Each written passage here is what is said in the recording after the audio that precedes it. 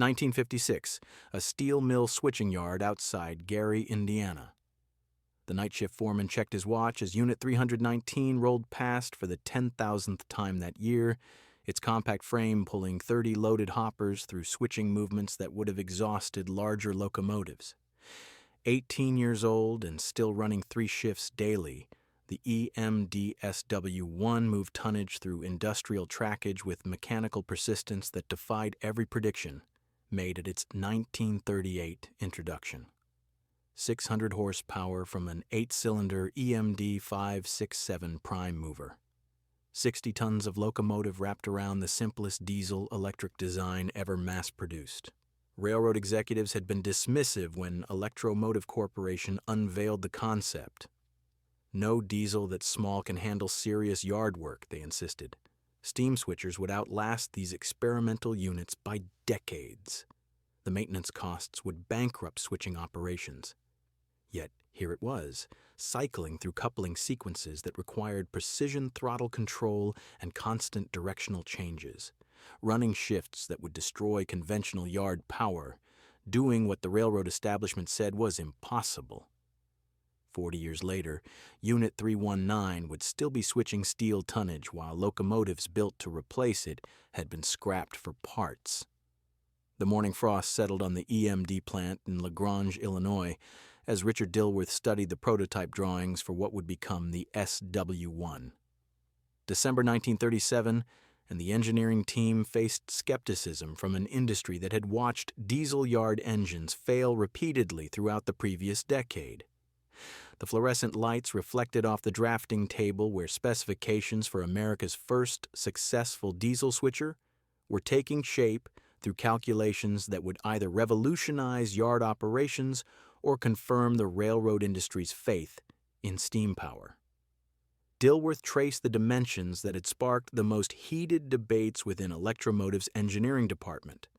44 feet of locomotive length, 12 feet of height, 60 tons of operating weight. The numbers represented radical departure from conventional yard engine design. Every major railroad operated steam switchers that weighed twice as much, burned coal that required constant firing, and demanded maintenance intervals that consumed operating budgets. They built machines that could outlast diesel experimentation, but machines that consumed resources with 19th century inefficiency. The prime mover selection had consumed months of development work. The EMD 567 diesel engine would deliver 600 horsepower through a 2-cycle design that simplified maintenance while providing the instant throttle response necessary for constant switching movements. Unlike the complicated 4-cycle designs that competitors favored, the 567 would run on direct fuel injection without the intricate timing mechanisms that had caused previous diesel yard engines to fail under sustained operational stress. Eugene Kettering appeared at Dilworth's shoulder, carrying test data from the prototype engine assembly. The chief engineer had spent decades perfecting diesel technology that could compete with steam power's established dominance. "Richard, the traction motor configuration needs your attention," Kettering said, spreading electrical diagrams across the drafting surface. "We're specifying 4 motors with no suspended mounting, but the railroad mechanical departments are insisting this arrangement won't survive yard service impact loads." The challenge represented fundamental tension between innovative electrical engineering and conservative railroad operating practices. Traditional yard locomotives distributed traction through complex rod-driven wheel arrangements that railroad mechanics understood. The SW1 would eliminate these mechanical complications entirely, using electrical current from the diesel-driven generator to power traction motors mounted directly to the axles. Harold Hamilton entered the engineering bay carrying maintenance projections that quantified the operational economics driving diesel development. His expression reflected years of documenting steam locomotive costs that consumed 40% of railroad operating budgets through coal consumption, water service, and constant mechanical repair. "Richard, we need to address the lubrication system specifications," Hamilton said, adjusting his reading glasses. 12 gallons of engine oil, 8 gallons for the generator bearings. The mechanical departments claim these intervals are fantasy for equipment that operates continuously in switching service. Dilworth straightened, meeting Hamilton's skepticism directly.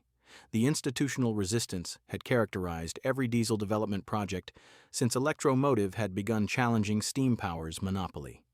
Harold, show me a steam switcher that operates without daily boiler service, ash removal, and water tank filling. Show me conventional yard power that can reverse direction without the thermal stress cycles that crack cylinder heads.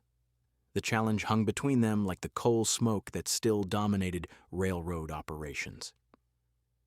Hamilton had witnessed diesel promises fail when subjected to the mechanical abuse that yard service demanded. His caution emerged from genuine concern for the railroad maintenance forces who would inherit responsibility for equipment that represented radical technological departure. But Dilworth's confidence wasn't rooted in promotional optimism. It emerged from systematic testing of the 567 prime mover under conditions that replicated the constant throttle variations, directional reversals, and sustained low-speed operation that characterized switching service. The two-cycle diesel design had proven itself through 3 years of refinement that addressed every failure mode encountered in earlier experimental units. The electrical propulsion system represented the SW1's most revolutionary engineering decision. General Electric had developed DC traction motors specifically for the thermal and mechanical characteristics of diesel-electric operation. The motors would mount directly to the axles, eliminating the side rods, main rods, crossheads, and valve gear that made steam switchers mechanical nightmares requiring constant adjustment and frequent failure. Kettering returned to his calculations, measuring the adhesion factors against the specified 60-ton locomotive weight. The four-motor electrical configuration would provide traction characteristics that matched steam switcher capabilities while eliminating 90% of the moving parts that consumed maintenance resources. The direct drive traction motors featured forced ventilation cooling that would prevent the overheating failures that had plagued earlier diesel-electric designs. Sarah Chen arrived from the prototype testing facility with operational data that would inform the final production specifications. The field engineer's presence carried authority earned through years of documenting how theoretical engineering performed under real-world railroad conditions. The prototype logged 48 hours of continuous switching movements last week, she reported, her notebook containing temperature readings and fuel consumption data that would validate or refute Dilworth's design decisions. Engine oil temperature never exceeded 200 degrees. Traction motor performance remained consistent through 600 coupling cycles. The engineering team absorbed this confirmation that their simplified approach was producing results that conventional steam power couldn't match. The SW1 wasn't trying to compete with road locomotives that hauled freight across continents. It was designed specifically for the constant acceleration, deceleration, and directional changes that characterized yard switching operations, movements that destroyed steam locomotives through thermal stress cycles while consuming fuel through inefficient boiler operations that continued even during idle periods. As winter darkness settled over the Lagrange plant, Dilworth remained at the drafting table, refining specifications for a locomotive that would either prove diesel power could dominate every railroad operation or confirm the industry's skepticism about experimental technology. The prototype had demonstrated mechanical viability. Now production specifications would determine whether Electromotive Corporation could manufacture diesel switchers that would transform railroad economics through operational simplicity that steam power could never achieve. March 1939, the Pennsylvania Railroad's Waverly Yard in Philadelphia. Morning fog hung over the classification tracks as SW1 Unit 9000 backed toward a cut of 20 loaded coal hoppers requiring sorting through 6 different departure tracks. Frank Morrison climbed into the compact operator's cab, his experience with steam switchers creating reflexive skepticism about the diesel locomotive's ability to handle work that required sustained pushing Lee against tonnage that wouldn't move willingly. The SW1 sat like a mechanical contradiction against the railroad landscape that steam power had dominated since before the Civil War. 60 tons of locomotive representing technological audacity that challenged every assumption about yard power requirements. Richard Dilworth watched from the yard office as Morrison engaged the throttle. the EMD 567 diesel responding with torque characteristics that translated immediately through the electrical propulsion system into traction motor rotation. 6 months had passed since the first production SW1 units had been delivered to railroads across the Northeast. 6 months of operational data that would either validate Electromotive's diesel development or confirm the railroad establishment's prediction that these compact units represented expensive experimentation that would fail under sustained service demands. The locomotive before them embodied engineering decisions that had stripped away mechanical complexity in favor of electrical simplicity and diesel efficiency. The switching movements began with methodical precision that demonstrated capabilities steam locomotives required enormous mechanical effort to achieve. Morrison backed Unit 9000 against the coal hoppers, coupling with the gentle impact control that diesel-electric throttle response enabled. The steam switchers he had operated for 20 years required aggressive throttle manipulation and constant brake adjustment to achieve smooth coupling that wouldn't damage freight car components or snap knuckle couplers. Eugene Kettering monitored traction motor performance from his portable testing equipment, recording electrical current flow and motor temperatures every 15 minutes. The direct drive propulsion system was performing exactly as Dilworth had calculated. Generator output remained stable despite the constant load variations that switching movements demanded. Traction motors maintained optimal operating temperatures despite the sustained low-speed operation that would overheat conventional electrical equipment. By midday, Unit 9000 had sorted 240 freight cars through 12 classification tracks. The elimination of steam preparation time alone represented efficiency improvements that translated directly into reduced operating costs. The diesel could respond instantly to switching demands without the delays required for building steam pressure or the fuel waste represented by maintaining boiler fires during idle periods between movements. Harold Hamilton documented the operational economics that were transforming railroad cost calculations. Fuel consumption for 6 hours of switching service had consumed 18 gallons of diesel fuel compared to the 3 tons of coal that steam switchers burned during equivalent operations. The absence of water service requirements eliminated infrastructure costs that steam operations demanded at every terminal location.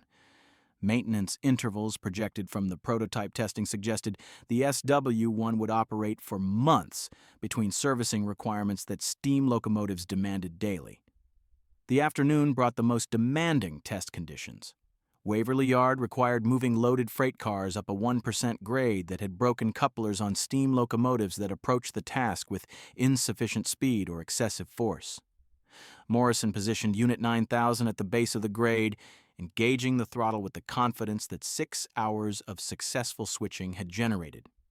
The EMD 567 diesel responded smoothly, its torque characteristics translating through the electrical propulsion system into traction force that moved the loaded hoppers without wheel slip or mechanical drama. The grade that required steam switchers to operate at maximum capacity was simply another switching movement for diesel-electric propulsion that delivered consistent tractive effort across the entire speed range. Sarah Chen joined Dilworth at the yard office window, watching Unit 9000 complete movements that were validating every engineering decision that had shaped the SW1 development. The Pennsylvania Railroad Mechanical Superintendent wants to observe maintenance procedures, she reported. Her field notes documenting the growing railroad interest in diesel technology that was proving itself under operational conditions that represented typical switching service. As the Philadelphia test program concluded after 30 days of continuous operation, Dilworth knew they had created more than an efficient yard locomotive. They had built a machine that would challenge steam power's century-long dominance through systematic simplicity that eliminated 90% of the maintenance requirements that consumed railroad operating budgets while delivering responsive performance that steam locomotives couldn't match through mechanical propulsion systems that belonged to previous engineering eras. November 1943, a wartime strategy meeting at Union Pacific headquarters in Omaha. Railroad executives reviewed equipment acquisition priorities as American rail operations struggled to move military freight and personnel across a network strained beyond peacetime capacity. The discussion turned to yard power requirements when Mechanical Superintendent Thomas Bradford presented utilization data that challenged prevailing assumptions about diesel switcher life cycle economics.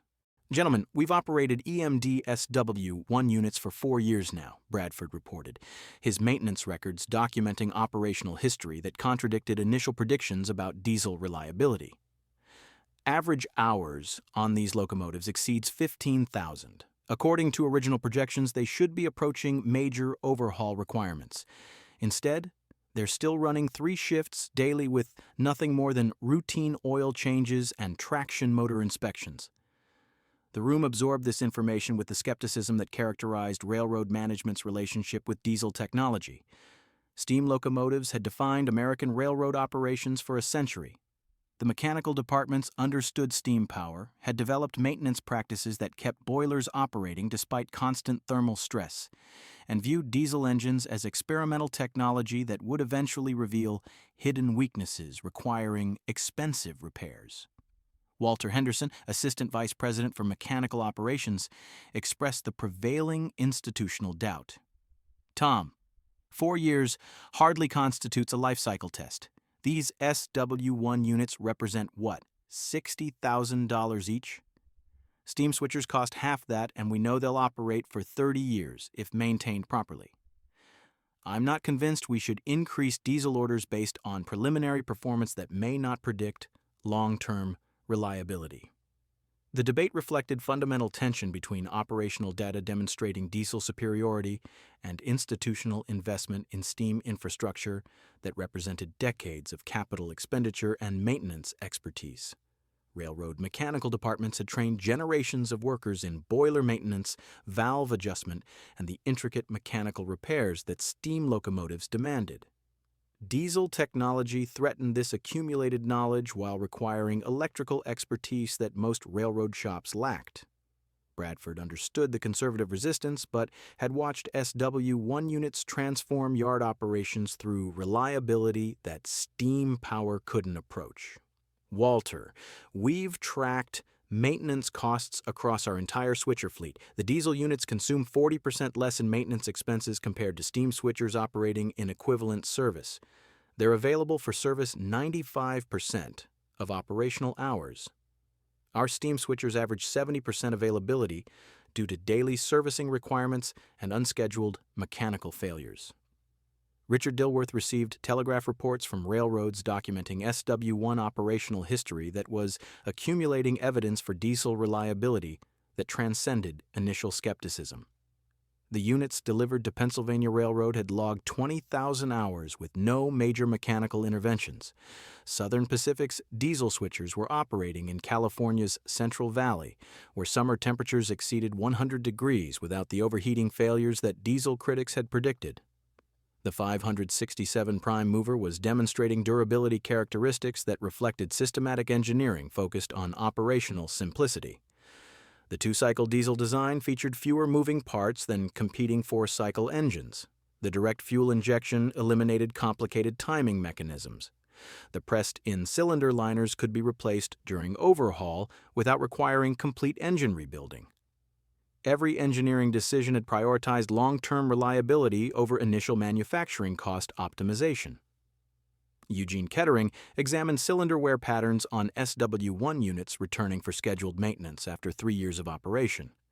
The measurements revealed wear rates that projected engine life exceeding 50,000 hours before major overhaul requirements, operational longevity that would challenge every assumption about diesel engine durability.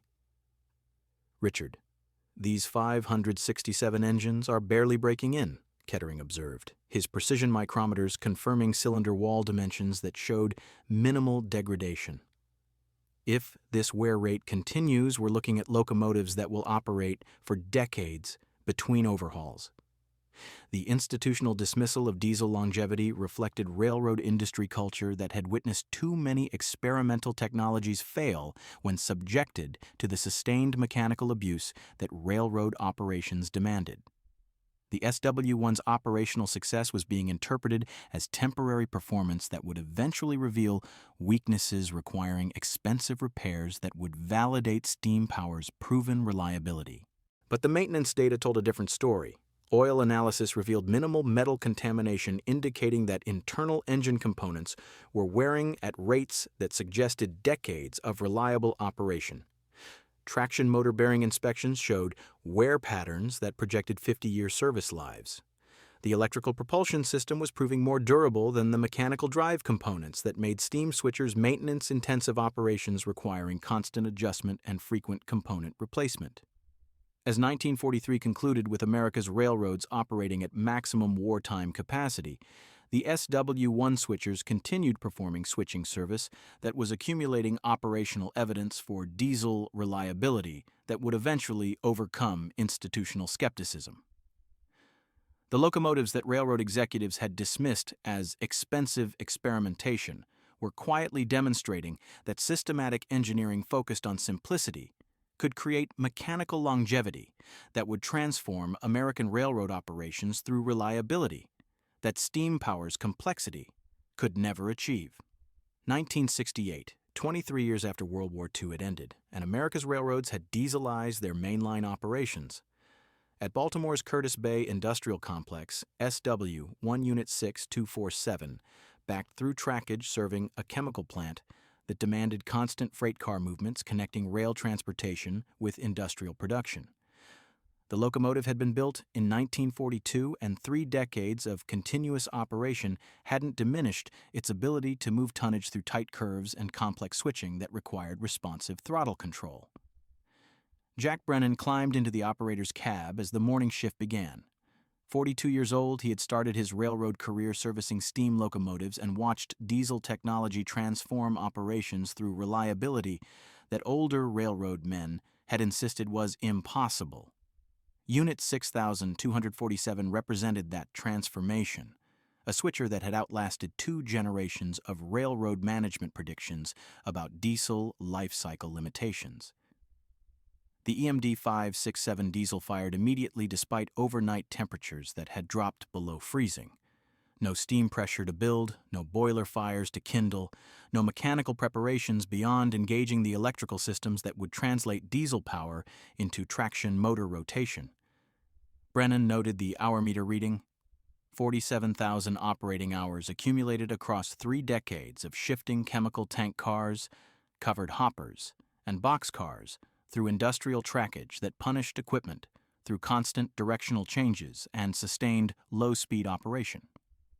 Sarah Chen, now senior field engineer for EMD, visited Curtis Bay to document SW1 operational longevity that was exceeding every projection made during the original 1938 development program.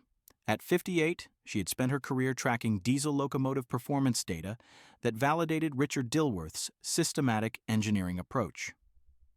Unit 6247 represented mechanical persistence that was rewriting railroad industry assumptions about equipment life cycle economics. Jack, when's the last time you performed anything beyond routine maintenance on this unit? Chen asked, her field notebook ready to record operational history that would inform future locomotive development programs. Brennan considered the question while coupling to 3 tank cars requiring movement to the industrial siding. Traction motor bearings last year, he responded, manipulating the throttle with the practiced precision that 23 years of switching service had developed. Before that, replaced a cooling fan motor in 65. The 567 diesel hasn't been opened since the 20,000-hour inspection in 59. She just runs. The statement captured the operational reality that was challenging every assumption about diesel reliability. Steam switchers had required constant mechanical intervention, valve adjustments, boiler tube replacements, driving box repairs, rod-bearing maintenance that consumed maintenance department resources while limiting locomotive availability. The SW1's electrical simplicity and the 567 diesel's robust design had eliminated 90% of these maintenance demands while delivering sustained performance across operational periods that measured in decades rather than years. Baltimore and Ohio's mechanical supervisor arrived at Curtis Bay carrying maintenance cost documentation that quantified the economic transformation diesel switching had achieved. Robert Morrison had opposed diesel acquisitions in 1942, predicting that these experimental units would require expensive repairs that would validate steam power's proven reliability. 3 decades of data had proven him wrong in ways that challenged his professional understanding of railroad equipment. The accounting department ran life cycle cost comparisons, Morrison explained, spreading financial reports across the yard office table. Unit 6247 has consumed $12,000 in maintenance expenses since 1942. Equivalent steam switcher operations would have required $40,000 in boiler maintenance, mechanical repairs, and daily servicing costs. The diesel has paid for itself 3 times over through reduced maintenance requirements and increased operational availability. Eugene Kettering, now consulting for EMD after official retirement, examined Unit 6247's engine during the afternoon inspection period. The 567 diesel showed wear patterns that projected another 20 years of reliable operation before major overhaul would become necessary. Cylinder compression readings remained within original specifications. Main bearing clearances showed minimal degradation. The pressed-in cylinder liners could be replaced during scheduled maintenance without requiring complete engine rebuilding. "This locomotive will outlast the railroad that operates it," Kettering observed, his experienced eyes recognizing the durability characteristics that systematic engineering had embedded in every component. "We didn't build disposable equipment. We built machines designed to operate for generations." The afternoon switching movements demonstrated capabilities that 30 years of operation hadn't diminished. Unit 6247 moved loaded tank cars through curves that required precise throttle control, coupled to freight cars with the gentle impact that prevented knuckle coupler damage, operated in reverse through movements that demanded responsive electrical braking.